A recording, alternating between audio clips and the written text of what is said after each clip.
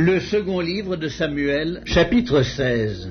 Lorsque David eut un peu dépassé le sommet, voici, Tsiba, serviteur de Méphibosheth, vint au-devant de lui avec 2 ânes bâtés sur lesquels il y avait 200 pains, 100 masses de raisins secs, 100 de fruits d'été et une outre de vin. Le roi dit à Tsiba, « Que veux-tu faire de cela ?» Et Tsiba répondit, « Les ânes serviront de monture à la maison du roi, le pain et les fruits d'été sont pour nourrir les jeunes gens, et le vin pour désaltérer ceux qui seront fatigués dans le désert. » Le roi dit, « Où est le fils de ton maître ?» Et Tsiba répondit au roi, « Voici, il est resté à Jérusalem, car il a dit, aujourd'hui la maison d'Israël me rendra le royaume de mon père. » Le roi dit à Tsiba, « Voici, tout ce qui appartient à Méphibosheth est à toi. » Et Tsiba dit, « Je me prosterne, que je trouve grâce à tes yeux, ô roi mon seigneur. » David était arrivé jusqu'à Bakurim, et voici, il sortit de là un homme de la famille et de la maison de Saül, nommé Shimei, fils de Guéra. Il s'avança en prononçant des malédictions, et il jeta des pierres à David et à tous les serviteurs du roi David, tandis que tout le peuple et tous les hommes vaillants étaient à la droite et à la gauche du roi. Shimei parlait ainsi en le maudissant. « Va-t'en, homme de sang, méchant homme. L'Éternel fait retomber sur toi tout le sang de la maison de Saül, dont tu occupais le trône, et l'Éternel a livré le royaume entre les mains d'Absalom, ton fils. Et te voilà malheureux comme tu le mérites, car tu es un homme de sang. »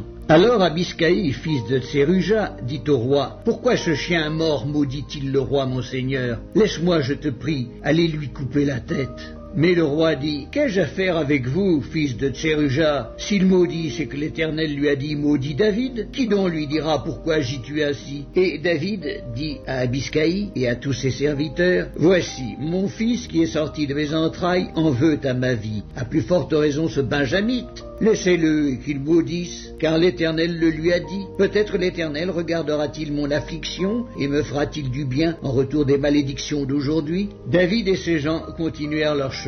Et Shimei marchait sur le flanc de la montagne près de David, et en marchant, il maudissait, il jetait des pierres contre lui, il faisait voler la poussière. Le roi et tout le peuple qui était avec lui arrivèrent à Agéphim, et là ils se reposèrent. Absalom et tout le peuple, les hommes d'Israël, étaient entrés dans Jérusalem, et Achitophel était avec Absalom. Lorsqu'Hushcaï, l'archien, ami de David, fut arrivé auprès d'Absalom, il lui dit, « Vive le roi, vive le roi !» Et Absalom dit à Hushcaï, « Voilà donc l'attachement que tu as pour ton ami, pourquoi n'es-tu pas allé avec ton ami ?» Hushcaï répondit à Absalom, « C'est que je veux être à celui qu'ont choisi l'Éternel et tout ce peuple et tous les hommes d'Israël, et c'est avec lui que je veux rester. D'ailleurs, qui servirai-je? Ne sera-ce pas son fils? Comme j'ai servi ton père, ainsi je te servirai. » Absalom dit à Achitophel, « Consultez ensemble, qu'avons-nous à faire ?» Et Achitophel dit à Absalom, « Va vers les concubines de ton père, qu'il a laissées pour garder la maison. Ainsi tout Israël saura que tu t'es rendu odieux à ton père, et les mains de tous ceux qui sont avec toi se fortifieront. » On dressa pour Absalom une tente sur le toit, et Absalom alla vers les concubines de son père, aux yeux de tout Israël.